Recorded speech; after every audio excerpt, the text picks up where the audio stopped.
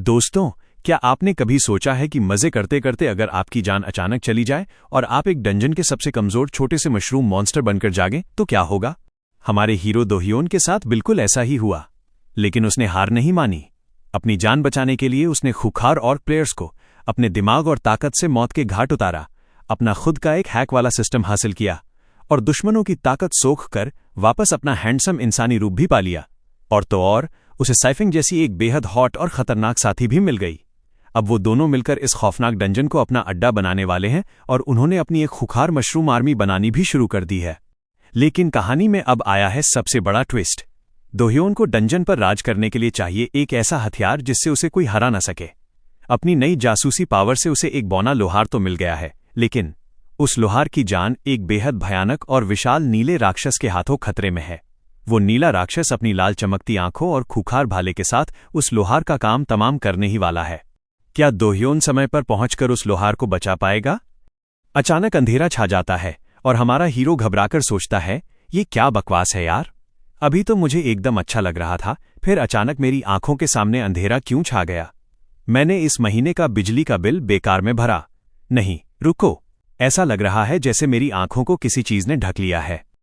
अब वो अपनी आंखों के ऊपर से एक बड़ी सी छतरी जैसी चीज हटाता है और चौंक कर कहता है, आह! वो खुद के शरीर को देखता है जो एक छोटे से मशरूम में बदल चुका था और बिल्कुल हैरान रह जाता है। फिर वो जमीन पर पड़े पानी में अपनी शक्ल देखता है और गुस्से में चिल्लाता है, ये क्या बकवास है? फिर उसे याद आता है और वो सोचता है, सोचो तो इससे पहले मैं। तभी उसके दिमाग में कुछ रंगीन यादें आने लगती हैं, जहां एक बेहद खूबसूरत लड़की पसीने से लथपथ होकर आह की आवाज निकाल रही थी और हमारा हीरो भी पसीने में भीगा हुआ मजे में जोर जोर से सांसें ले रहा था। वापस होश में आते ही वो अपना सिर पकड़ लेता है और रोता हुआ सोचता है, तो क्या मैं मजे करते करते अपनी जान गंवा बैठा और फिर एक मशरूम मॉन्स्टर के रूप में दोबारा पैदा हो गया? वो जमीन पर गिरकर तड़पता है और चिल्लाता है, तुम पक्का मेरे साथ मजाक कर रहे हो? इस शक्ल के साथ मैं लड़कियों को कैसे पटाऊंगा? मुझे मेरा हैंडसम चेहरा वापस करो। तभी अचानक उसके पीछे से एक आवाज आती है, भाई जिंगबाओ। वो पलट कर देखता है और अचानक उसकी आंखों में बड़े बड़े दिल बन जाते हैं। उसके दिमाग में एक बेहद हॉट और खूबसूरत लड़की घूमने लगती है और वो कहता है, वाओ, तो क्या मशरूम डंजन में ऐसी खूबसूरत लड़कियां भी होती हैं? वो ललचाकर अपना थूक निगलता है, लेकिन उसकी ख्याली दुनिया तब टूट जाती है जब वो ध्यान से देखता है कि सामने कोई हॉट लड़की नहीं बल्कि उसके जैसा ही एक दूसरा मशरूम मॉन्स्टर खड़ा था। वो दूसरा मशरूम कहता है, भाई जिंगबाओ, आज इतनी अजीब बातें क्यों कर रहे हैं? हमारा हीरो निराश होकर सोचता है, मतलब मैं बस हवस का शिकार हो रहा था। वो उस मशरूम से पूछता है, तुम्हारा क्या मतलब है? मैं आमतौर पर क्या कहता हूं? दूसरा मशरूम उससे कहता है कि हम मशरूम लोग बस यही कहते हैं। घुसपैठिए, उन्हें मार डालो। तभी उन्हें एक जोर की आवाज सुनाई देती है और हमारा हीरो चौंक कर कहता है, क्या? उनके सामने किसी बेहद बड़े खतरे की परछाई बनने लगती है। अब एक बहुत बड़ा और भयंकर पैर जमीन पर पड़ता है और गुस्से से भरी सांसें सुनाई देती हैं। ये लेवल 1 का भयंकर ऑर्क वॉरियर था जिसकी लाल आंखें चमक रही थीं। उसके पीछे लेवल 1 की एक और आर्चर आती है और थोड़ा डरते हुए पूछती है, काबू, क्या बिना किसी हीलर के हम दोनों ठीक रहेंगे? काबू उसकी बात सुनकर हंसते हुए कहता है, चिंता मत करो लाबू, इस डंजन के मॉन्स्टर्स सबसे निचले लेवल के हैं और तो और इस डंजन के मॉन्स्टर्स बहुत बेवकूफ होते हैं, उनके डायलॉग और हरकतें सब पहले से फिक्स होते हैं। अब एक लेवल 1 का छोटा मशरूम हवा में उछलते हुए ऑर्क की तरफ हमला करता है और चिल्लाता है, तुम्हें मार डालूंगा। लेकिन वो ऑर्क वॉरियर अपनी चमकती हुई लाल कुल्हाड़ी को जोर से घुमाता है और एक ही झटके में उस मशरूम को काटकर रख देता है। ये देखकर काबू लाबू से कहता है, देखा, मैंने तुमसे क्या कहा था? लाबू भी खुश होकर कहती है, हाँ, लगता है आज हम इसे फिर से स्पीड रन कर सकते हैं। तभी पीछे से बहुत सारे छोटे मशरूम्स का एक पूरा झुंड ऑर्क की तरफ दौड़ पड़ता है और सब एक साथ चिल्लाते हैं, तुम सबको मार डालेंगे। लेकिन वो ऑर्क वॉरियर बिल्कुल भी नहीं घबराता। वो अपने हथियार को किसी तूफान की तरह गोल गोल घुमाने लगता है और एक ही झटके में सारे मशरूम्स के चिथड़े उड़ा देता है। ये खौफनाक नज़ारा देखकर जिंगबाओ और वो दूसरा मशरूम दूर खड़े कांप जाते हैं और जिंगबाओ हक्के बक्के रहकर कहता है, ये। फिर जिंगबाओ घबराकर उस दूसरे मशरूम से पूछता है, तुम मशरूम लोग इस तरह सीधे हमला क्यों कर देते हो? क्या तुम्हें नहीं पता कि अगर तुम जीत नहीं सकते तो तुम्हें भाग जाना चाहिए? दूसरा मशरूम उसे बड़ी शांति से समझाता है, हम मशरूम लोग एनपीसी हैं, हम जो कुछ भी कर सकते हैं वो सब प्रोग्राम किया गया है, हम प्लेयर्स की तरह आज़ाद नहीं हैं। ये सुनकर जिंगबाओ चौंक जाता है और सोचता है, प्लेयर्स? वो 2 और प्लेयर्स हैं? मुझे तो लगा था कि प्लेयर्स आमतौर पर इंसान होते हैं। वो दूसरा मशरूम कहता है, मैं बस एक एनपीसी हूं जिसे कहानी बताने के लिए कुछ एक्स्ट्रा लाइनें दी गई हैं, मुझे बस इतना ही पता है। अभी वो बात कर ही रहे होते हैं कि अचानक एक तेज तीर हवा को चीरते हुए आता है और जिंगबाओ के बिल्कुल पास जमीन में धंस जाता है, जिससे वहां की जमीन फट जाती है। ये तीर उस और कार चढ़ने चलाया था। जिंगबाओ की तो जान ही निकल जाती है और वो जोर से चिल्लाता है, बाप रे, भागो। अब जिंगबाओ तेजी से भागने लगता है, लेकिन वो देखता है कि दूसरा मशरूम वहीं खड़ा है। वो चिल्लाता है, तुम किसका इंतजार कर रहे हो, भागो। लेकिन वो मशरूम अपनी जगह से नहीं हिलता और कहता है, भागना हमारे मशरूम लोगों की प्रोग्रामिंग का हिस्सा नहीं है। ये सुनकर जिंगबाओ अपना हाथ आगे बढ़ाता है और चिल्लाता है, मुझे अपना हाथ दो। जैसे ही जिंगबाओ उस मशरूम का हाथ पकड़कर उसे खींचने की कोशिश करता है, अचानक वहां का माहौल अजीब हो जाता है। उनके चारों तरफ हवा में लाल रंग के वार्निंग और डेटा एनोमली के एरर मैसेज चमकने लगते हैं, जैसे कोई सिस्टम हैक हो रहा हो। जिंगबाओ अपनी पूरी ताकत लगाता है और जोर से खींचते हुए चिल्लाता है, मुझे तुम्हारी प्रोग्रामिंग या किसी एनोमली से कोई मतलब नहीं है। वो दूसरा मशरूम डर के मारे चिल्लाता है, भाई जिंगबाओ। इसके बाद जिंगबाओ उस वार्निंग वाले सिस्टम को तोड़ते हुए उस मशरूम को खींचकर अपने साथ भगा ले जाता है और कहता है, जिंदा रहना सबसे जरूरी है। उन दोनों मशरूम्स को इस तरह भागते देखकर दोनों ऑर्क बिल्कुल हैरान रह जाते हैं। लाबू अजीब सा मुंह बनाकर पूछती है, ये मशरूम लोग कब से भागने लगे? क्या ये सही है? काबू भी चौंक कर कहता है, ये पक्का कोई बग है। मैं बाहर निकलकर एक फॉर्म भरूंगा और एडमिन को सबमिट करूंगा। लाबू गुस्से में अपनी मुट्ठी भींचकर कहती है, बग हो या ना हो, हम इन दोनों भागे हुए मशरूम्स को ऐसे नहीं जाने दे सकते। काबू कहता है, तो फिर मैं पहले बग सबमिट करने के लिए लॉग आउट करूंगा, तुम यहां मर मत जाना। ये सुनकर लाबू गुस्से से चिल्लाती है, क्या तुम मजाक कर रहे हो? तुम्हें लगता है मैं यहां मर जाऊंगी? अब वो दोनों मशरूम भागते भागते एक जगह छिप जाते हैं और जिंगबाओ उस दूसरे मशरूम से पूछता है, क्या यहां कोई इस्तेमाल करने लायक हथियार है? दूसरा मशरूम उसे जवाब देता है, नहीं, यहाँ के मशरूम लोगों को बिना हथियार के रहने के लिए प्रोग्राम किया गया है। तभी जिंगबाओ की नजर एक बड़े से चमकते हुए खजाने के बक्से पर पड़ती है और वो खुशी से कहता है, वाह। जिंगबाओ उस बक्से के पास जाता है और कहता है, क्या यहाँ खजाने के बक्से नहीं हैं? अगर हमारी किस्मत अच्छी रही तो शायद हमें कोई हथियार मिल जाए। लेकिन वो दूसरा मशरूम उसे रोकता है और कहता है, वो बक्से सिर्फ प्लेयर्स के लिए बनाए गए हैं, हम मशरूम लोग उन्हें खोल नहीं सकते। जैसे ही जिंगबाओ उस बक्से को खोलने की कोशिश करता है, उसके हाथ के पास फिर से लाल रंग के वार्निंग और डेटा एनोमली के एरर मैसेज चमकने लगते हैं। लेकिन जिंगबाओ अपनी पूरी ताकत लगाता है और एक जोरदार झटके के साथ उस बक्से को खोल देता है, जिससे एक तेज रोशनी और चिंगारियां निकलने लगती हैं। वो दूसरा मशरूम ये सब देखकर बिल्कुल सन्न रह जाता है और सोचता है, पुराने भाई जिंगबाओ कभी ऐसा कुछ नहीं कर सकते थे। वो अचानक इतने अलग कैसे हो गए? उधर जिंगबाओ बक्से के अंदर झांकता है और खुशी से कहता है, वाओ, यहां बहुत सारा अच्छा सामान है। तभी अचानक वो तीर वाली और आर्चर एक तेज तीर छोड़ती है जो हवा को चीरते हुए सीधा जिंगबाओ की तरफ आता है। वो तीर इतनी तेजी से आता है कि जिंगबाओ को बचने का मौका ही नहीं मिलता। लेकिन तभी वो दूसरा मशरूम बीच में आ जाता है और सोचता है, मुझे नहीं पता कि मैंने ये कदम क्यों उठाया। मशरूम लोगों की प्रोग्रामिंग में अपने साथियों को बचाने का कोई कोड नहीं है। वो जमीन पर गिर पड़ता है, लेकिन फिर भी वो सोचता है, लेकिन मैं किसी को भी भाई जिंगबाओ को चोट पहुंचाने नहीं दूंगा। वो तीर उस दूसरे मशरूम को लगने ही वाला होता है कि तभी लाबू चिल्लाती है, ये लो दूसरा वार। एक और तीर हवा को चीरते हुए सीधा जिंगबाओ की तरफ आता है। लेकिन इस बार जिंगबाओ तैयार था। वो उस बक्से में से एक चमचमाती हुई बड़ी सी तलवार निकालता है और एक ही झटके में उस तीर को काटकर रख देता है। तलवार और तीर के टकराने से चिंगारियां उड़ने लगती हैं। दूर खड़ी वो और आर्चर ये नज़ारा देखकर हैरान रह जाती है। लाबू के पसीने छूटने लगते हैं और वो घबराकर सोचती है, एक सबसे निचले लेवल के मशरूम मॉन्स्टर ने मेरे तीर को रोक दिया।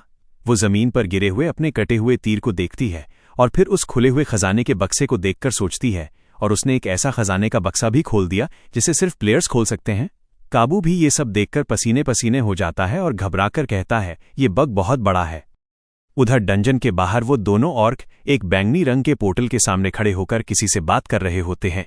काबू कहता है, ये वो बग्स हैं जो हमें इस बार मिले हैं। पोर्टल के दूसरी तरफ से एक खौफनाक आवाज आती है, ठीक है, मुझे समझ आ गया। काबू गुस्से में पूछता है, ये डंजन कितने समय से चल रहे हैं, फिर भी इनमें बग्स क्यों हैं? पोर्टल के अंदर एक काले लबादे वाला रहस्यमयी इंसान जिसकी आंखें चमक रही थीं जवाब देता है, क्योंकि ये बहुत लंबे समय से चल रहे हैं, इसलिए मेंटेनेंस के दौरान कुछ गलतियां होना आम बात है। ये कोई हैरानी की बात नहीं है कि ऐसे छोटे मोटे बग्स सामने आ जाएं। वो रहस्यमयी इंसान आगे बताता है, इंसानों की सेना को हराने के बाद महान लिच को डर था कि हीरो लोग खाली बैठकर कोई मुसीबत न खड़ी कर दें। इसलिए उसने हीरोज के मनोरंजन के लिए ये डंजन सिस्टम बनाया। आसमान में एक विशाल चमकता हुआ नीला कंकाल दिखाई देता है। तब से हीरोज अपना खाली समय काटने के लिए प्लेयर्स बनकर इस डंजन में आते हैं ताकि वो मॉन्स्टर्स को मार सकें, संसाधन जुटा सकें और अपना लेवल बढ़ा सकें। वो आवाज आगे कहती है, अगर प्लेयर्स को कोई बग मिलता है तो वो उसे नेक्रोमांसर्स यानी एडमिन्स को सबमिट करते हैं और उनके ठीक करने का इंतजार करते हैं। लेकिन इधर डंजन के अंदर लाबू गुस्से में अपना धनुष तान लेती है और चिल्लाती है, इंतजार किस बात का, इस बार मैं इसे खुद ही ठीक करूंगी। वो पूरी ताकत से एक और तीर जिंगबाओ की तरफ छोड़ देती है। वो तीर हवा को चीरते हुए सीधा जिंगबाओ की तरफ आता है, लेकिन जिंगबाओ उस खजाने के बक्से से निकाली हुई अपनी बड़ी सी तलवार को घुमाता है और एक ही झटके में उस तीर के 2 टुकड़े कर देता है। जिंगबाओ मन ही मन बहुत खुश होता है और सोचता है, वाह कितनी फुर्तीली हरकतें हैं, इस मशरूम वाले शरीर की ताकत और फुर्ती तो असल में काफी अच्छी है। लाबू गुस्से में एक के बाद एक कई तीर चलाती है, लेकिन जिंगबाओ बड़ी आसानी से अपनी तलवार से उन तीरों को रोकता हुआ आगे बढ़ता है। फिर वो जमीन पर पड़े उस खजाने के बक्से के ढक्कन को उठा लेता है और उसे एक ढाल की तरह इस्तेमाल करते हुए सारे तीरों को रोक लेता है। ये देखकर लाबू की आंखें फटी रह जाती हैं और वो चिल्लाती है, ये क्या बकवास चल रही है? एक मशरूम मॉन्स्टर को बक्से के ढक्कन को ढाल की तरह इस्तेमाल करना आता है? काबू भी ये सब देखकर हक्का बक्का रह जाता है और मन ही मन सोचता है, इसकी ये हरकतें और लड़ने का तरीका तो बिल्कुल। काबू जोर से चिल्लाता है, एक प्लेयर की तरह है। तभी जिंगबाओ हवा में एक ऊंची छलांग लगाता है और अपनी तलवार को सीधा लाबू के सिर के बीचों बीच दे मारता है। एक नीली रोशनी चमकती है और लाबू का शरीर सिर से लेकर पैर तक 2 हिस्सों में कट जाता है। खून के फवारे छूट पड़ते हैं और लाबू का शरीर जमीन पर गिर जाता है। जिंगबाओ अपनी तलवार के साथ शान से जमीन पर उतरता है। तभी उसके सामने एक नीले रंग की सिस्टम स्क्रीन खुल जाती है जिस पर लिखा होता है, फर्स्ट ब्लड हासिल करने पर बधाई। आपने मशरूम लोगों का खास टैलेंट माइसेलियल नेटवर्क और प्लांट मशरूम अनलॉक कर लिया है, जिससे आप अपने दुश्मनों की लाशों से ताकत सोख सकते हैं और अपना रूप भी बदल सकते हैं। जिंगबाओ उस नीली सिस्टम स्क्रीन को देखकर सोचता है, क्या मुझे कोई सिस्टम मिल गया? फिर वो खुद से ही कहता है, वैसे मैं पहले ही एक मशरूम मैन के रूप में पुनर्जन्म ले चुका हूं, तो एक सिस्टम का मिलना कोई हैरानी की बात नहीं है। तभी सिस्टम पर लिखकर आता है, स्किल एक्टिवेटिंग प्लांट मशरूम। इसके बाद जिंगबाओ लाबू की कटी हुई लाश की तरफ बढ़ता है। अब वो सीधे लाबू की लाश पर बैठ जाता है और अपनी माइसेलियम नसों से उसके शरीर के पोषक तत्व सोखने लगता है। उसे एक अलग ही एनर्जी महसूस होती है और वो मजे में सोचता है, ओहो हो, ये बहुत अच्छा लग रहा है, ये कितना नशीला है। उसका पूरा शरीर लाल रंग की ऊर्जा से चमकने लगता है और वो सोचता है, मुझे ऐसा लग रहा है जैसे मैं। तभी उसकी नज़र अपने उस दूसरे मशरूम साथी की लाश पर पड़ती है जिसने उसकी जान बचाई थी। जिंगबाओ उस मरे हुए मशरूम के पास जाता है और बड़े गर्व से कहता है, तुमने मेरे लिए एक तीर रोका था, अब मेरी बारी है तुम्हें बचाने की। वो सिस्टम पर फिर से प्लांट मशरूम स्किल को एक्टिवेट करता है और अपना चमकता हुआ लाल हाथ उस मरे हुए मशरूम के ऊपर रख देता है। अचानक वहां एक तेज लाल रोशनी का धमाका होता है और माइसेलियम की नसें जमीन पर चारों तरफ फैल जाती हैं। उस लाल ऊर्जा के बीच से एक लंबी और बेहद खूबसूरत लड़की का शरीर बाहर निकलने लगता है। वो मशरूम एनपीसी एक इंसान के रूप में बदल रहा था। जिंगबाओ उस हॉट लड़की को देखकर एकदम बेकाबू हो जाता है। उसकी आंखों में दिल बन जाते हैं और उसकी नाक से खून की धार फूट पड़ती है। वो खुशी से पागल होकर चिल्लाता है, वाह ओ। फिर वो लाल ड्रेस पहने एक बेहद हॉट और खूबसूरत लड़की पूरी तरह से सामने खड़ी होती है। तभी जिंगबाओ के सामने एक और सिस्टम स्क्रीन खुलती है जिस पर लिखा होता है, level 2 mushroom man archer, rank guard, class archer. इसका racial talent mushroom man mycelium है और इसने लाबू का ऑक बर्सक टैलेंट भी सोख लिया है। इसके पास पैरासिटिक स्पोर बुलेट नाम की एक खतरनाक स्किल भी आ गई है जिससे वो दुश्मनों की ताकत सोख सकती है। इसके बाद वो हॉट लड़की पूरे सम्मान के साथ जिंगबाओ के सामने घुटनों के बल बैठ जाती है और कहती है, आपकी अधीनस्थ चीफ का अभिवादन करती है, कृपया मुझे एक नाम दें। सिस्टम पर भी मैसेज आता है कि आपने अपने पहले मशरूम मैन अधीनस्थ को कल्टीवेट कर लिया है, कृपया उसे एक नाम दें। जिंगबाओ थोड़ा सोच में पड़ जाता है और मन ही मन कहता है, नाम देना है? क्या मशरूम मैन आमतौर पर बिना नाम के नहीं होते? वो सोच में डूब जाता है और कहता है, मुझे सोचने दो। तभी जिंगबाओ अपनी उंगली हवा में उठाते हुए पूरे स्वैग में कहता है, तुम्हें साइफिंग कहा जाएगा। वो लड़की भी पूरी वफादारी से सिर झुकाकर कहती है, समझ गई, अब से मेरा नाम साइफिंग है। फिर साइफिंग बहुत ही सीरियस होकर जिंगबाओ से पूछती है, आगे हम कौन सा इंस्टेंस रेल्म क्लियर करने जा रहे हैं? जिंगबाओ उसे समझाते हुए कहता है, इंस्टेंस रेल्म क्लियर करने का क्या मतलब है? भूलना मत, हम मॉन्स्टर्स हैं, हम एनपीसी हैं। फिर जिंगबाओ के चेहरे पर एक बेहद खौफनाक और शैतानी मुस्कान आ जाती है। उसकी आंखें लाल चमकने लगती हैं और वो पूरे विलन वाले अंदाज में कहता है, हमारी सबसे पहली प्राथमिकता अब उस बचे हुए प्लेयर को मारना है। जमीन पर एक पुराना कंकाल पड़ा होता है, तभी एक भारी पैर उस पर पड़ता है और उसे चकनाचूर कर देता है। ये ऑर्क वॉरियर काबू था। काबू जमीन पर पड़ी अपनी साथी लाबू की लाश को देखकर बिल्कुल सन्न रह जाता है। वो गुस्से और हैरानी से सोचता है, लाबू असल में एक सबसे रद्दी मॉन्स्टर के हाथों मारी गई। एक नॉर्मल लेवल 1 का मशरूम मैन ऐसा कुछ कर ही नहीं सकता। फिर उसकी आंखें लालच से चमकने लगती हैं और वो सोचता है, क्या ये हो सकता है एक रेयर एलीट? वो एक खौफनाक मुस्कान के साथ खुद से कहता है, ये ट्रिप तो पक्का वसूल हो गई। रेयर एलीट हमेशा शानदार लूट देते हैं। अगर मेरी किस्मत अच्छी रही और मुझे कोई ब्लू गियर मिल गया तो मैं पक्का अमीर बन जाऊंगा। इसके बाद काबू ऑर्क चार्ज स्किल का इस्तेमाल करता है और एक खूंखार जानवर की तरह जिंगबाओ की तरफ दौड़ पड़ता है। वो अपनी भारी कुल्हाड़ी से जमीन पर एक जोरदार वार करता है, जिससे वहां एक बहुत बड़ा गड्ढा बन जाता है और पत्थर हवा में उड़ने लगते हैं। लेकिन जिंगबाओ बड़ी फुर्ती से हवा में उछलकर उस हमले से बच निकलता है। काबू अपने हाथ की तरफ देखता है जहां से खून बह रहा था। जिंगबाओ मन ही मन सोचता है, ये वॉरियर तो उस आर्चर से कहीं ज्यादा ताकतवर है। मेरे एक जोरदार वार ने इसे बस इतना सा ही नुकसान पहुंचाया।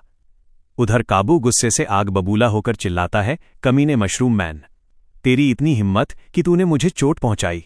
जिंगबाओ वहां से मुड़कर तेजी से एक गुफा की तरफ भागने लगता है और काबू भी भारी कदमों से उसका पीछा करता है। वो दोनों भागते हुए पानी के ऊपर बने एक लकड़ी के पुल पर पहुंच जाते हैं। काबू अपनी कुल्हाड़ी से पुल पर एक जोरदार प्रहार करता है, जिससे लकड़ी के टुकड़े टुकड़े हो जाते हैं और जिंगबाओ पुल के एक टूटे हुए किनारे पर जाकर रुक जाता है। काबू उसे देखकर एक शैतानी मुस्कान देता है और सोचता है, ये तो बस वहां बेवकूफों की तरह खड़ा घूर रहा है। क्या ये अब और नहीं भागेगा? मुझे ऐसा क्यों लग रहा है कि ये कोई जाल है, लेकिन जो भी हो ये है तो बस एक एनपीसी ही। तभी जिंगबाओ काबू की तरफ अपनी बीच वाली उंगली उठाकर उसे बुरी तरह चिढ़ाता है। ये देखकर काबू का खून खौल उठता है और वो चिल्लाता है, तेरी इतनी हिम्मत कि तू मेरा मजाक उड़ाए? अब देख मैं कैसे तुझे काटकर तेरा मशरूम पेस्ट बनाता हूं। काबू हवा में एक बहुत ऊंची छलांग लगाता है और अपनी कुल्हाड़ी के साथ पूरी ताकत से जिंगबाओ पर हमला करने नीचे आता है। वो एक ही झटके में उस बचे हुए लकड़ी के पुल को भी चकनाचूर कर देता है, लेकिन तभी उसके होश उड़ जाते हैं क्योंकि जिंगबाओ वहां से गायब हो चुका था। एक जोरदार छपाक की आवाज आती है और काबू सीधे गहरे पानी में जा गिरता है। वो पानी में छटपटाते हुए चिल्लाता है, नीच मशरूम मॉन्स्टर, तूने मुझ पर छुपकर हमला करने की सोची। जिंगबाओ ऊपर पुल से उसे देखते हुए बड़े मजे में कहता है, तूने तो घबराहट में अपना हथियार भी नीचे गिरा दिया और अब पानी में तेरी हरकतें भी धीमी हो गई हैं। जिंगबाओ अपनी भारी तलवार को घुमाकर सीधे काबू की तरफ फेंक देता है। काबू पानी में फंसे होने के बाद भी पूरे घमंड में सोचता है, हफ, भले ही मेरे पास हथियार नहीं है और मैं पानी में फंसा हूं, लेकिन तुम्हारी ये कमजोर ताकत मेरा क्या ही बिगाड़ लेगी। तलवार काबू के कंधे पर जाकर लगती है, लेकिन तभी पानी को चीरते हुए एक बहुत ही तेज तीर आता है और सीधे काबू के सीने के आर पार हो जाता है। काबू के मुंह से खून का फव्वारा फूट पड़ता है और उसकी आंखें फटी की फटी रह जाती हैं। ये तीर पक्का साइफिंग ने चलाया था।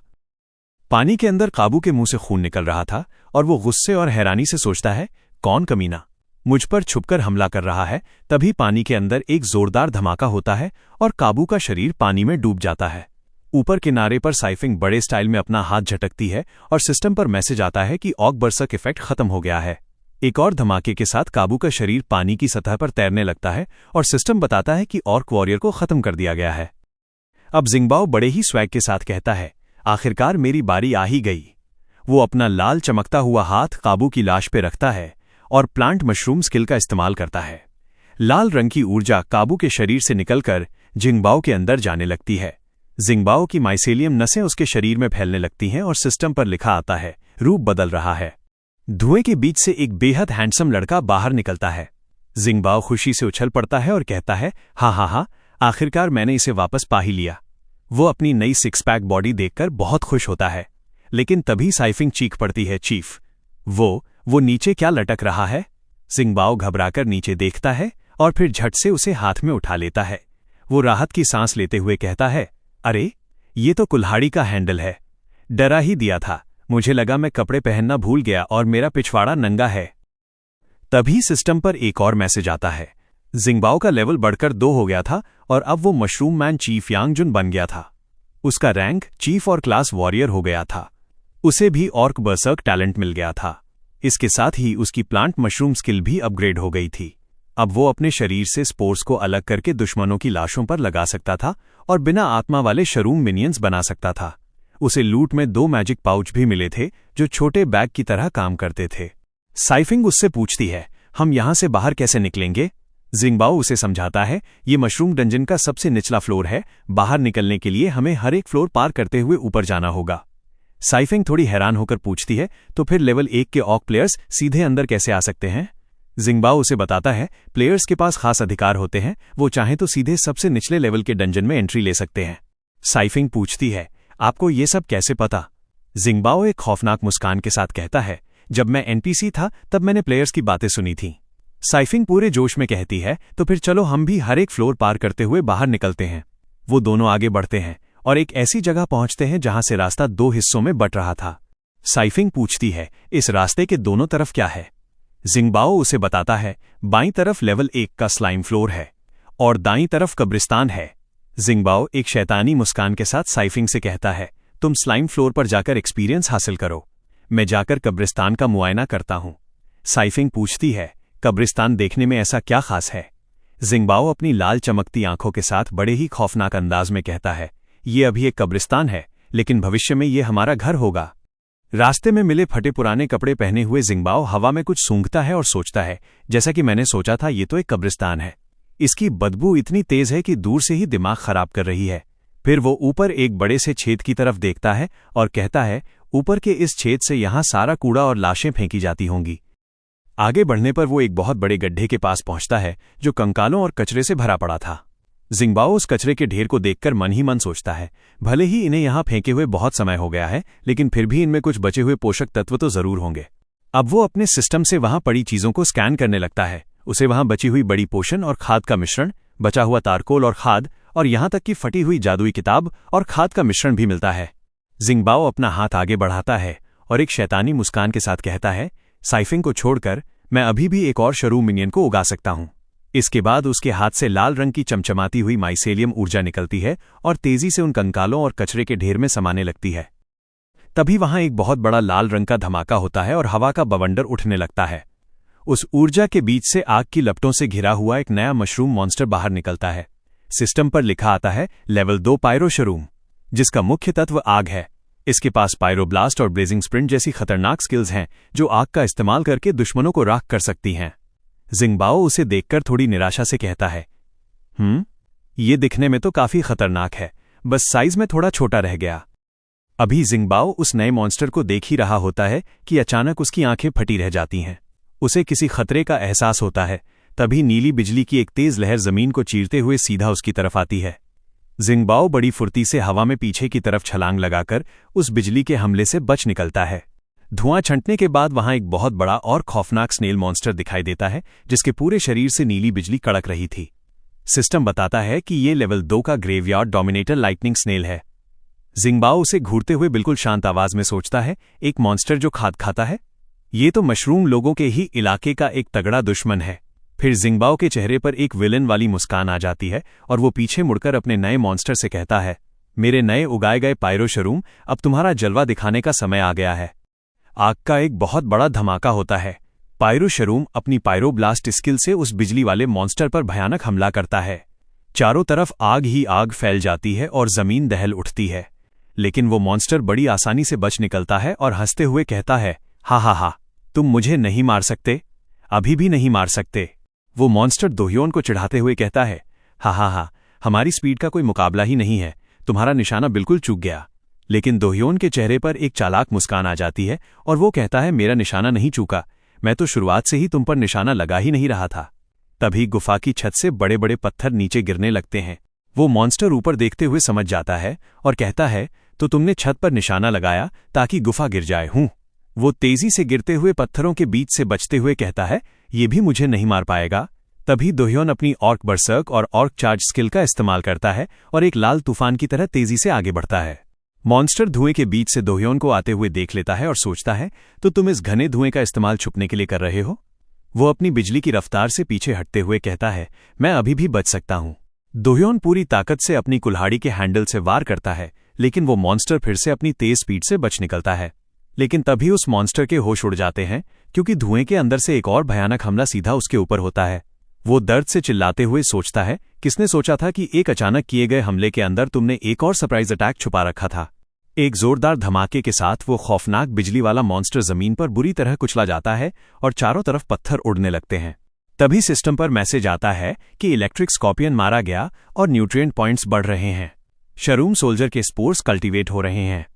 दोह्योन अपना हाथ आगे बढ़ाता है और अपनी लाल चमचमाती माइसेलियम नसों से उस मॉन्स्टर की सारी ताकत सोखने लगता है। एक तेज लाल रोशनी पूरे कमरे में फैल जाती है और सिस्टम पर लिखा आता है, आप और साइफिंग लेवल 3 पर पहुंच गए हैं। अब आप 3 शरूम सोल्जर्स उगा सकते हैं। आपने एक नई स्किल सीखी है, एथेरियलाइज। इस स्किल से आप अपने शरूम सोल्जर्स को एक खास रूप में बदल सकते हैं, जिससे वो तेजी से ताकत सोखेंगे और उनकी लड़ने की ताकत भी बढ़ जाएगी। अब जमीन पर एक जोरदार बिजली का धमाका होता है और नीली रोशनी चारों तरफ फैल जाती है। सिस्टम बताता है कि आपने एक नया शरूम सोल्जर उगा लिया है जिसका नाम वोल्ट श्रूम है। इसका मुख्य तत्व बिजली है। ये बहुत तेज रफ्तार वाला सोल्जर है जो सोखी गई ताकत को बिजली की ऊर्जा में बदल सकता है और दुश्मनों पर बिजली के झटके मारकर हमला कर सकता है।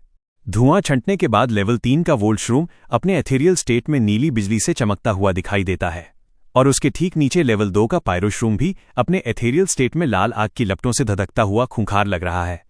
अब दोह्योन अपने दोनों चमकते हुए मॉन्स्टर्स को देखकर एक शैतानी मुस्कान के साथ सोचता है, बहुत बढ़िया, चलो जल्दी से इस जगह की साफ सफाई कर देते हैं।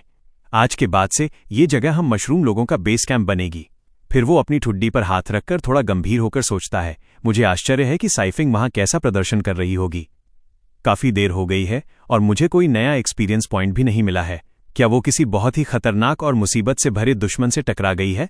तभी दूसरी तरफ साइफिंग एक ऐसी गुफा में खड़ी होती है जहां जमीन पर बहुत सारे छोटे छोटे हरे स्लाइम मॉन्स्टर्स मरे पड़े थे और उन सबके शरीर में साइफिंग के तीर धसे हुए थे।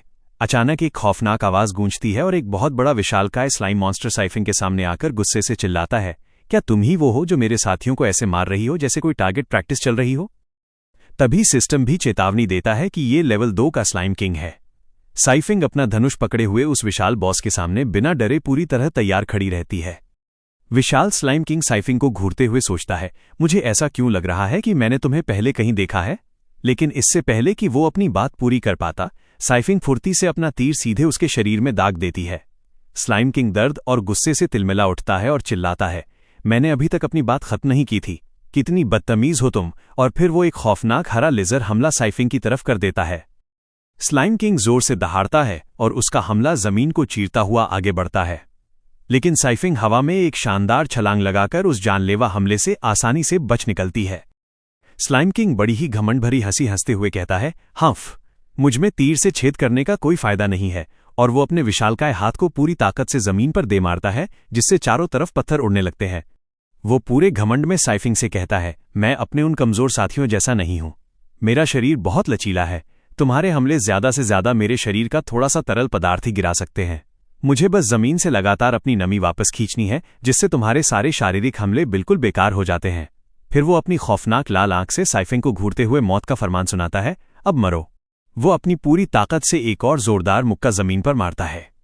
साइफिंग फिर से तेजी से पीछे हटकर बच जाती है, लेकिन तभी स्लाइम किंग अचानक रुक जाता है। उसके चेहरे पर खौफ छा जाता है और वो हैरान होकर सोचता है, क्या? अचानक उसका विशाल शरीर तेजी से पिघलने और ढहने लगता है। वो घबराकर चिल्लाता है, मेरा शरीर अचानक पिघल क्यों रहा है? तभी उसकी नजर अपने शरीर पर पड़ती है, जिस पर बहुत सारे छोटे छोटे मशरूम उगाए थे। वो कांपते हुए सोचता है, मशरूम? ये कब? यहां तक कि मेरे पैरों के नीचे का सारा जमीनी पानी भी इन मशरूम्स ने पूरी तरह सोख लिया है। उसे अपनी गलती का एहसास होता है और वो तिलमिलाते हुए सोचता है, इन मशरूम्स ने मेरे शरीर पर कब कब्जा किया? क्या ऐसा हो सकता है कि शुरुआत से ही तुम्हारे तीरों के आगे ये परजीवी स्पोर्स लगे हुए थे?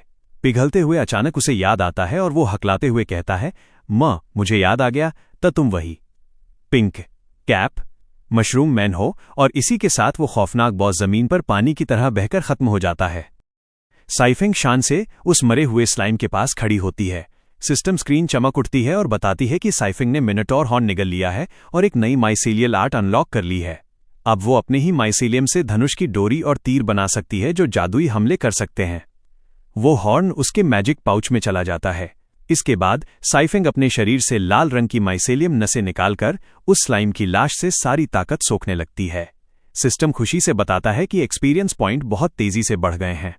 तभी एक शानदार लाल रोशनी चमकती है। दोह्योन और साइफिंग दोनों की ताकत बढ़ जाती है और वो लेवल 4 पर पहुंच जाते हैं।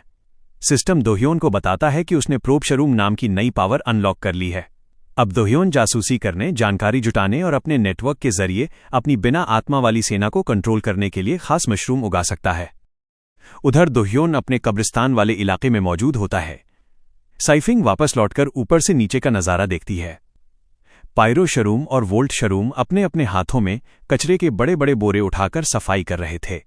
साइफिंग हैरान होकर दोह्योन से कहती है, मैं तो वहां का काम खत्म करके यहां साफ सफाई में तुम्हारी मदद करने आने वाली थी। मुझे नहीं लगा था कि तुम्हारे ये 2 नए शरूम सोल्जर्स इतनी जल्दी सफाई खत्म कर देंगे। दोह्योन बड़ी आसानी से एक भारी पत्थर को उठाते हुए मुस्कुराकर जवाब देता है, कोई बात नहीं, वैसे भी ये जगह कुछ ज्यादा बड़ी नहीं है। अब दोह्योन उस सींग के बारे में सोचते हुए कहता है, इस सींग का मटीरियल तो सच में बहुत शानदार है। ये उस खजाने के बक्से से मिली टूटी हुई कुल्हाड़ी और यहां तक कि लेवल 1 के ऑक प्लेयर की कुल्हाड़ी से भी कहीं ज्यादा बेहतर है। बस दिक्कत यह है कि हमारे पास यहां कोई ऐसा लोहार या क्राफ्ट्समैन नहीं है जो इससे हमारे लिए हथियार बना सके।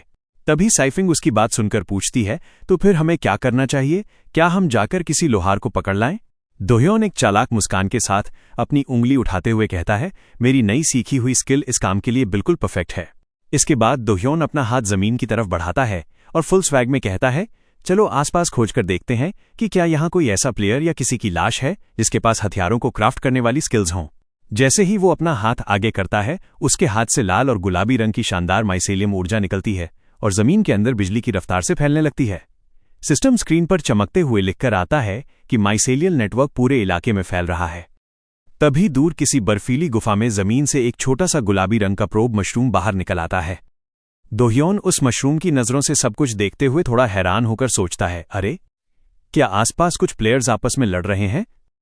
फिर नजारा बदलता है और हम देखते हैं कि उस गुफा के अंदर कुछ हथियारबंद लोगों ने एक बौने लोहार को घेर रखा है। वो लोग जोर से चिल्लाते हुए कहते हैं, अब देखते हैं तुम भागकर कहां जाते हो। चुपचाप हार मान लो और हमारे साथ वापस चलकर हमारे लिए हथियार बनाओ। वो बौना लोहार गुस्से में आग बबूला होकर चिल्लाता है, ये तुम बस सपने में ही सोच सकते हो। मैं वापस जाकर तुम्हारा गुलाम नहीं बनना चाहता। तुम लोगों ने मेरे कबीले वालों से तब तक मजदूरी करवाई जब तक उनकी जान नहीं निकल गई। तभी उन हमलावरों में से एक खौफनाक नीले रंग का राक्षस, जिसकी आंखें लाल चमक रही थीं, गुस्से में अपना खतरनाक भाला हवा में उठा लेता है। वो पूरी ताकत से उस बौने पर मौत का वार करते हुए जोर से चिल्लाता है, तो फिर तुम अभी के अभी यहीं मर जाओ।